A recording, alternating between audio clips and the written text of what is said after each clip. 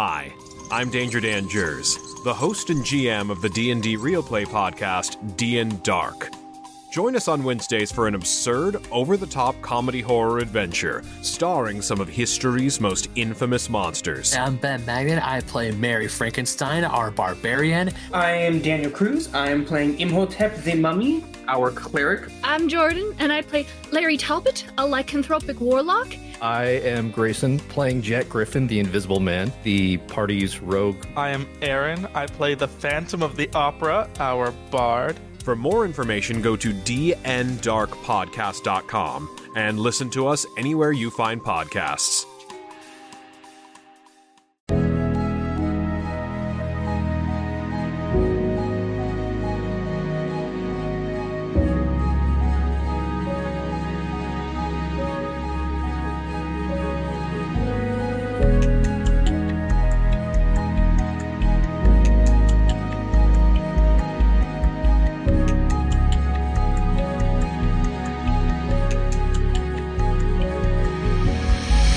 Hey everybody, this is Davis over at the CFG, and I would like to welcome you to another episode of Pop Culture Gems. This is our first Pop Culture Gems of the year, so Happy New Year to everybody out there. So this is a series where we talk to amazing creators, artists, cosplayers, voice actors, and so much more.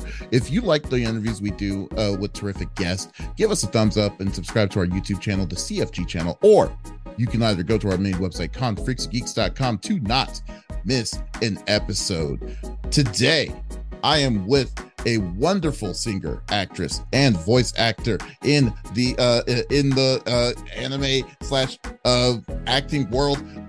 She has done several different voices in several different animes that everyone loves, like Yukimi Tokakashi in Kagari Twins, Ikitosen, what's her name? Uncho. That was right, Uncho Keifu. I can never pronounce her name right, and I'm pretty sure I butchered it this time around.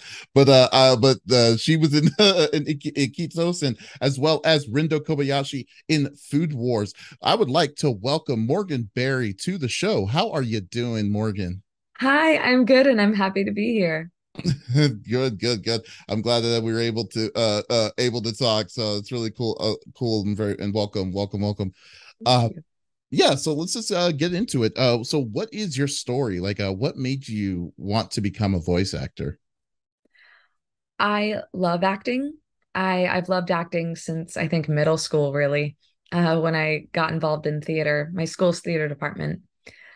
I've always loved anime as well, since I was a kid, and to combine the two is pretty magical. You know, I didn't grow up wanting to be a voice actor specifically because I didn't know it was a thing. I didn't grow up realizing that the voices behind my favorite cartoons are actors. I didn't really put two and two together until maybe high school, honestly. But I was reaching a transition in my life, and I was planning on leaving my job as a performing arts teacher at a really toxic company. and I was just scrolling through Facebook, and Todd Habercorn posted that he was having a convention and there was going to be a voiceover competition at that convention. And the prize, if you won that competition, was an audition at Funimation. And yeah, I was like, maybe that's my calling. I'll give it a try. Cause it really kind of hit me in that moment. I was like, well, I love acting. I'm an actor. I did a lot of on stage acting, a little bit of on camera. And I was like, I think that was the moment that I realized, this is a thing that could possibly be something I could do. I'm going to try my hand at it. So I went to the convention, I met Todd, and I competed and I won. And wow. I remember when they called my name, I was like, me? Like, are you sure? But that was really cool. And that's how I got connected to Funimation.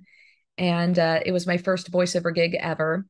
So your foot in the door was initially that competition itself, like, and it just opened the door for in the world of voice acting. Just overall, I had never had any voiceover training or like, I was an actor, so I had the basics, but I had never had voiceover specific training never had a voiceover gig before, never had a voiceover audition before. I was starting from scratch, but everyone, at Funimation is so understanding and patient. It was a great place for me to start my career, and the people there are great.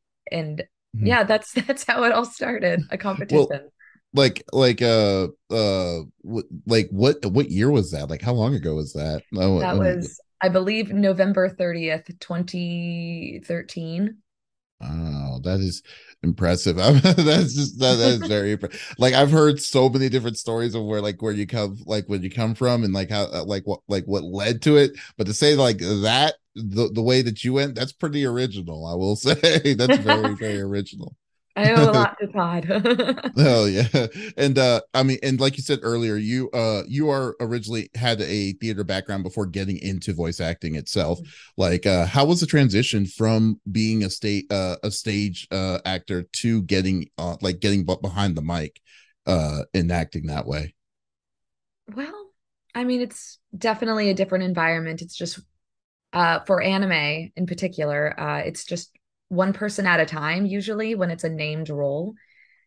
So there's no actors to feed their off that energy. There's no one to work with in the booth with you unless it's a Walla session. But for the most part, it's just you in the booth, and then you've got your director and the engineer, sometimes the client. But there's no costumes, there's no lights, So it's definitely a different environment.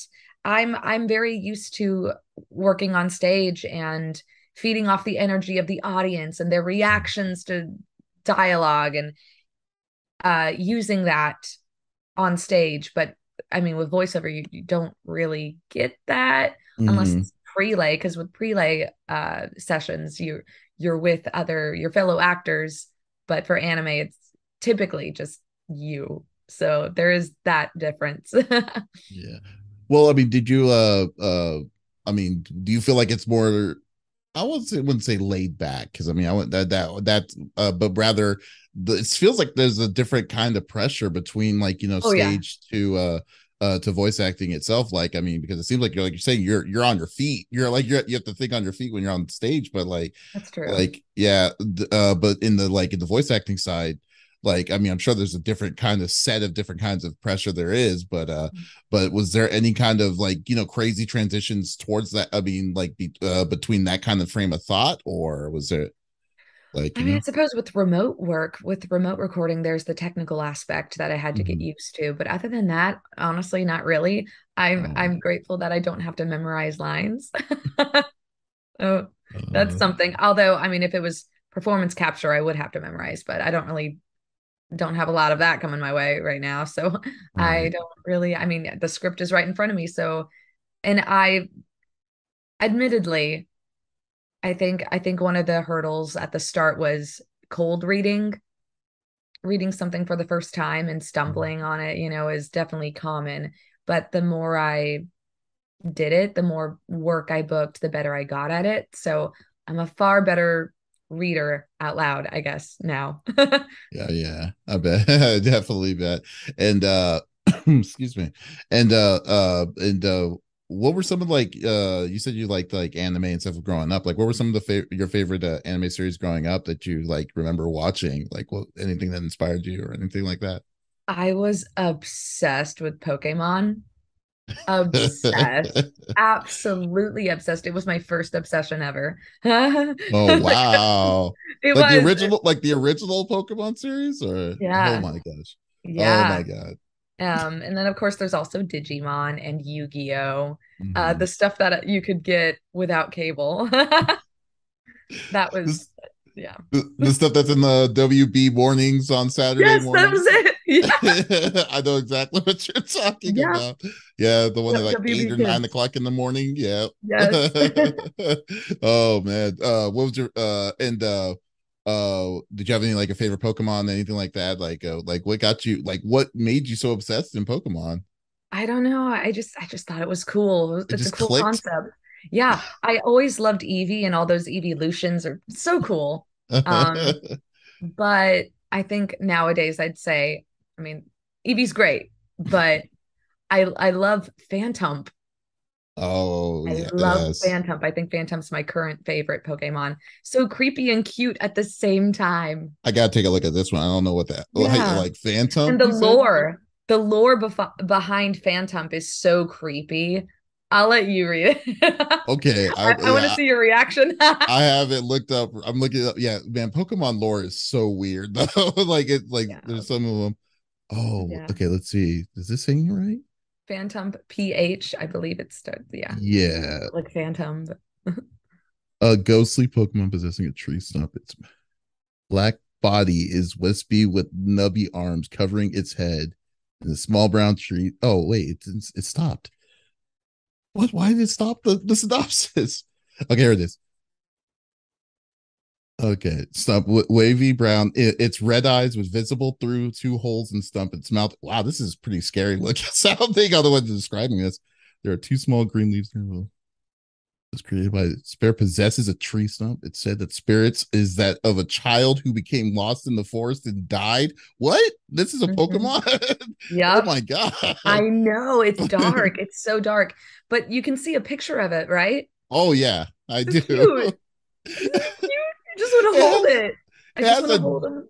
it has such a dark background story of a child. Yes. It's a child ghost that's stuck in a tree stump. Wow. Okay.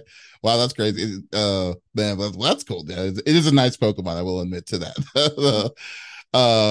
All right, and also before oh, I'm sorry. Oh, I also heard that you're also a big Voltron's fan too.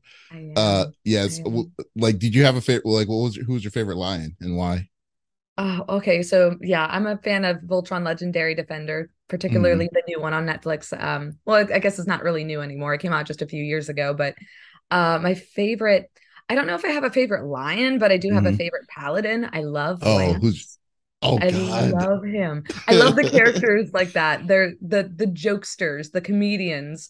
Those are my favorite. I love to laugh. I love comedy. Hmm. So he's my favorite. But I also like Keith a lot because the moody, broody emo boy. Love him. Oh no, I love what was the name of the yellow one? Hunk. Hunk. Yeah, Hunk was Yeah, hilarious. So he's Hunk a and Fish, sweetheart. he was, yes, he was The definitely characters in that nice. show are so great. It's kind of hard to choose who's your favorite, like it's hard Hmm. because they're all so great. Yeah, except I wasn't a big fan. Actually, personally, I was not a fan of the princess. The princess, I mean, That's she was fair. a little too much sometimes. Like, especially I don't know if you watched all. I'm sure you watched all of it, I haven't you? have. Okay, I don't want to spoilers for anyone who hasn't, but like, near the end of the series, it was kind of like she kind of got a little bit annoying. But and then how she broke Lance's heart, I was just like, you got to be kidding me. Yeah.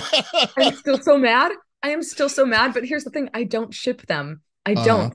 She never showed any interest in him in that way. And then they were canon by the end. I yeah. was like, what? And then, of course, that happened. Hmm. I don't want to Yeah. say too much. And I was like, what? I, Yeah. I'm still not gonna lie, I'm still really mad by the ending.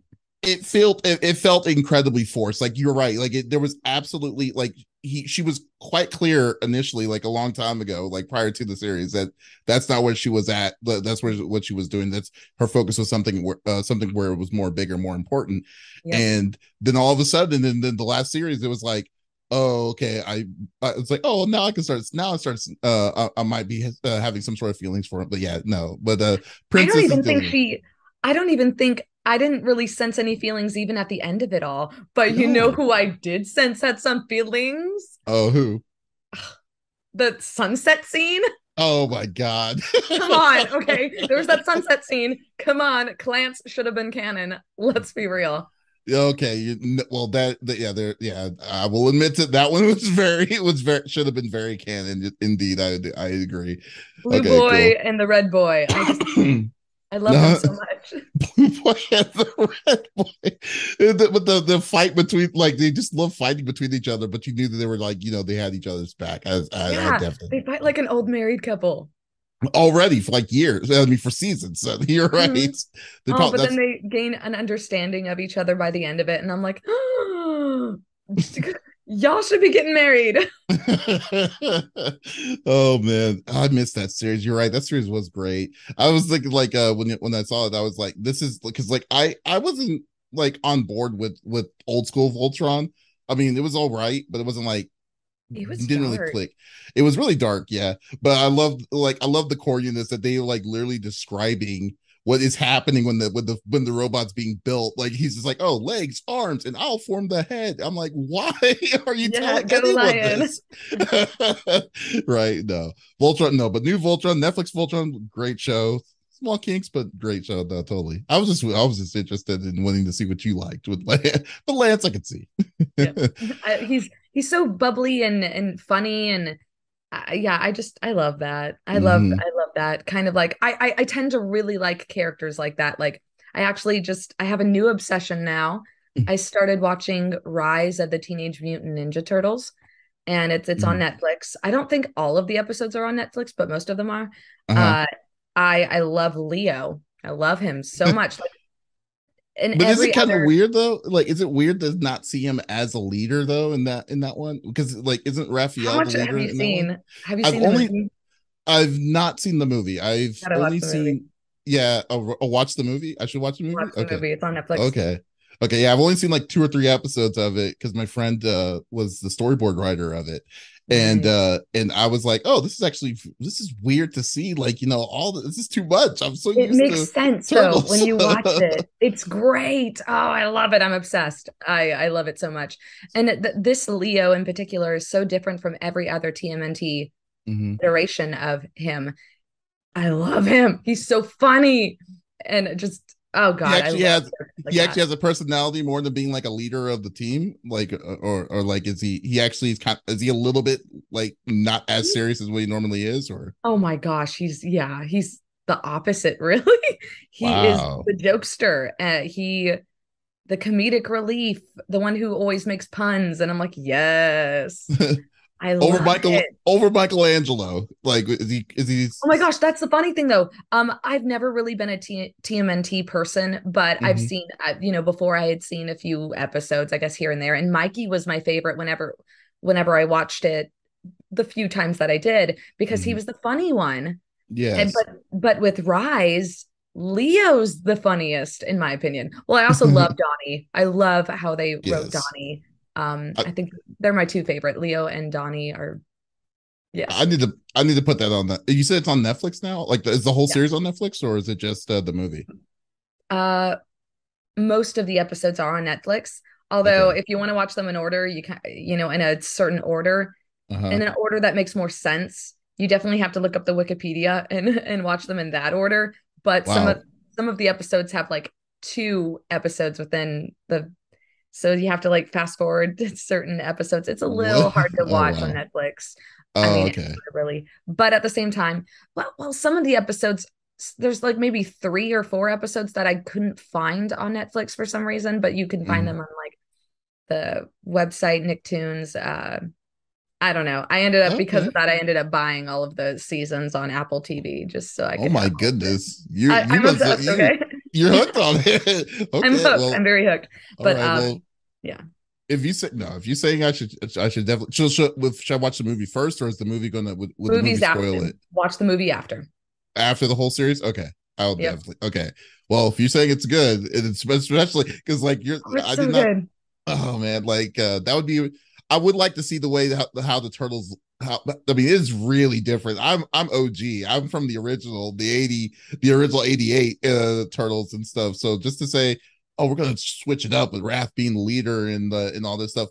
I'm like, this isn't the turtles. This isn't turtles at all. But Oh, I'll it's trust me. I know a lot of the TMNT fandom was thinking the same thing at first. They're like, "Oh, there's Mhm. no nothing's going to be, 2012 or nothing's going to be, previous yeah, but trust me, it's really good. It's so well written and the animation, the fight scenes are glorious. Oh my gosh, it's beautiful. Wow. Okay. All right. I'll take your word on that, Morgan. Morgan Berry. I was like, hey, Morgan Berry told me about check the series out. I will check the series out and see how Everyone that should check the series out. We need a season 3, please. I really want it. All right. And I heard that you're oh no, I already said that. Oh yeah. Before getting into like voice acting itself too, did you also attend like any like anime cons or any places like that you like to enjoy? Yes, yes, I love conventions. I Oh love them yes. so much. They're fun. my first convention was, oh my gosh, I think it was in August 2013. It was Anime Mhm, Fest, and I went with my friends, and it was my first time going to anime convention ever, any mhm. kind of convention really. It was magical. It was a magical experience, and I thought to myself, "Oh my gosh, this is where I belong. These are my people," and it set the tone for the rest of my life. So I Oh love wow. conventions. I love seeing people's cosplays. I love going shopping in the exhibit hall and finding dorky things. Like I just love it. Getting figures and stuff. I love it. That's my life. Well, did you wait, you said 2013. Was that this is a different convention from the one that you went to for Todd's convention? Yep, Okay. different convention. Yeah. If you like, do you have like, I won't say like, like as a get not as a guest of the show, but rather like just as a just normal person going to a convention, like what's your favorite one that you have experienced that you would say is one of your favorites that you've been to? I know it's kind of hard to say, but like I've been to so many, so many. I know that's what like. Is like there any over like a a one? hundred. Oh I've God. I've been to a lot. Um, okay, well, I Okay, guess how about not say your favorite? Let's just say up there. Let's say like memorable conventions, so to be a little bit more okay, loosely about it. Yeah. yeah. So there's Animazement was really great. They treated us so well. And Hmm. there's also Colossal Con. Uh, Oh yeah. I love the people who run Colossal Con. Uh, and oh my gosh, it's a party con. So Yes, it if you want is. to go to the swimming pools, go to the hot tubs with a drink in hand, Colossal Con is the place. It's Do a they lot of still have fun. the petting? Do they still do the petting zoo? The what? 'Cause the petting zoo? They used to do a petting zoo over there. What? Yeah, I yeah. I've never seen a petting zoo there. Yeah, they used to like this was like in I want to say 2015 or so. Like they used to have a zoo where they allowed you to pet like tigers and like cubs, like baby cubs and stuff like that, like at that I convention. guess I think the first time I guessed it there might have been 2017 maybe. Hmm. 2016 or 17, one of those. So I don't know. I don't think I've ever. Wow, that's cool. Yeah, yeah, yeah. I think people kind of rose some like a stink about it though, but yeah, because they used to do petting. I do remember petting zoo because like a long time ago, but that's Yeah. cool. No, yeah, I've never been to that one. I wanted to, but but yeah, that's cool. What about like AX or anything like that? Like that, that is actually that. Yeah, that's a giant. That's a crazy convention. How big that thing is. Yeah. I mean, the exhibit hall for AX is really cool.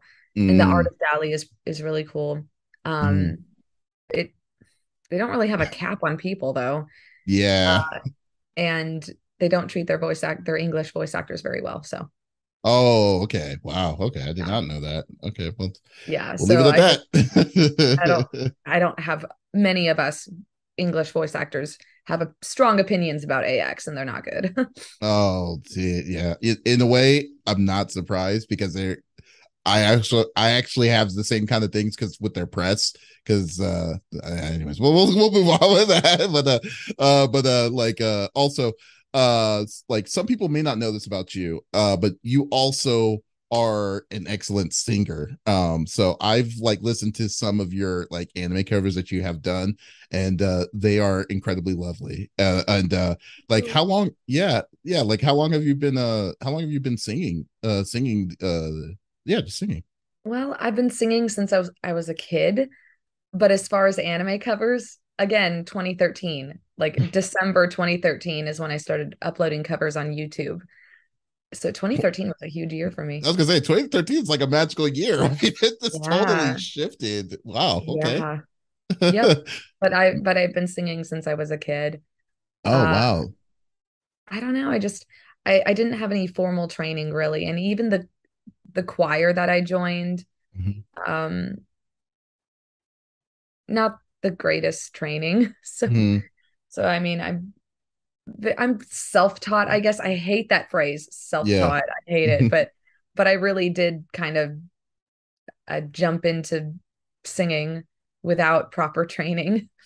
You do it if you're doing it for fun, if that's what makes you happy, so I Yeah, mean I that's didn't all expect good. to make it a career, honestly. I wanted to be a singer. I wanted to be an Mhm. actor and singer. That was my dream as a kid, but I never thought I would stumble into it the way that I did.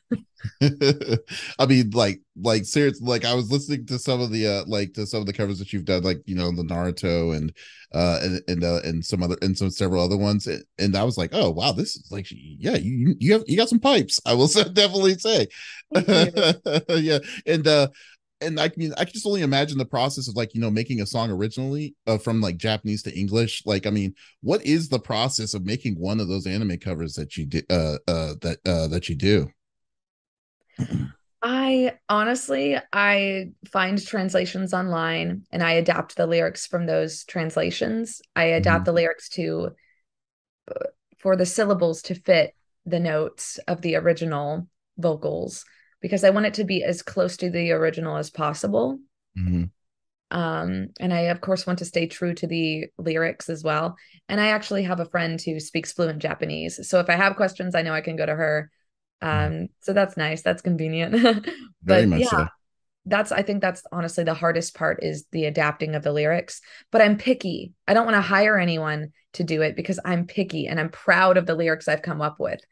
So proud of them, especially my cover of Diver. Mm.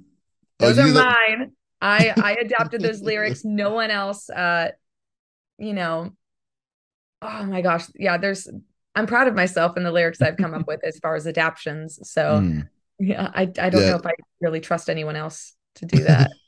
Well, that's Well, good. I don't That's trust anyone else to do it well, I guess, because I'm so picky. I'm so picky. So you know what you want, and it's like if it's not what it is, it's like, oh, shut it down. It's like, here it exactly. It's is. like if you want it done right, you got to do it yourself. That kind of Mhm. mentality, I guess. Yeah, nothing wrong with that. And guys, if you haven't like you've done like several anime covers like your on your YouTube channel, shameless plug, go check her out on the Unknown Songbird. Is there any anime cover that you've been wanting to cover but haven't yet? Ooh, I actually have a few instrumentals and I don't want to give it away because I'd rather it Mhm. be a surprise, but I do have a few uh, instrumentals that I've been holding on to for a few years now. mhm, I've just haven't had the time to put any focus on music right now mhm. because I'm pursuing voiceover and directing uh and all that. And so I haven't really had the time to put my focus on music in a while, but eventually I will, and you'll see. Yeah. Well, there's two songs. I would like to suggest two different songs that may not be on your radar or maybe, I don't know, but there's like I was thinking with your voice, I was thinking like there's this one song from Rurouni Kenshin a long time ago called Freckles. It's a really good it's a like I was like that would compliment very very, and I think you would love the song too. It's a great song. I'll check And it then out. there's another one called from Azumanga called Raspberry Heaven. It was an ending one that had I think it was an outro that I was like, imagine that. I think you would knock that one out the park too if you ever get a You. chance to. Yeah, so well, yeah, just say, all right, we got one more question that I apparently didn't finish on here, but still, but you're like one of the like you play you like one of your roles that you've played was Moroha, the daughter of Inuyasha Hime itself, and I mean like that role, it's I mean just that character itself already has a background because of the Inuyasha series itself. Like, I mean, I just wanted to know the experience. Like I mean, with a character like that, like I mean, like you first, I mean, this is the character that kind of has like a good backstory, and you're being introduced to it like as the first person to kind of carry on the lineage of Inuyasha. Like how much like how was your experience on playing her? And I'm assuming it's on a break. I'm hopefully it's coming back, but Oh like gosh, I would like for it to come back because it was a lot of fun. Uh, iconic, you know, I'm honored, absolutely honored to voice for Moroha. The Inuyasha franchise is huge, like 20 years. Mhm. It's incredible. For a lot of anime fans, it was their gateway into anime. It's a great gateway anime. It opens the doors to everything. And honestly, when I got the audition, I didn't think I would book it because I don't get to voice for young girls very often. Hmm. I'm typecast usually as the deep characters, very deep. I have texture in my voice and I have a deep range, and I Hmm. voice for a lot of boys.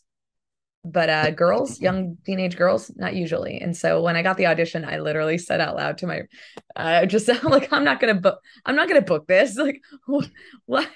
But I was like, this is iconic. I this is a huge deal. So, and I had not seen Inuyasha before. I'd never seen the series. So I binged it as much as Hmm. I could, Oh and my I fell in God. love. And I was like, okay, now I'm going to do this audition justice. A lot of people would kill for this. A lot of people would just love to get this audition. And I think very few people got them. So I was like, I'm going to do this justice. I got this. I'm grateful for it. I'm going to do it.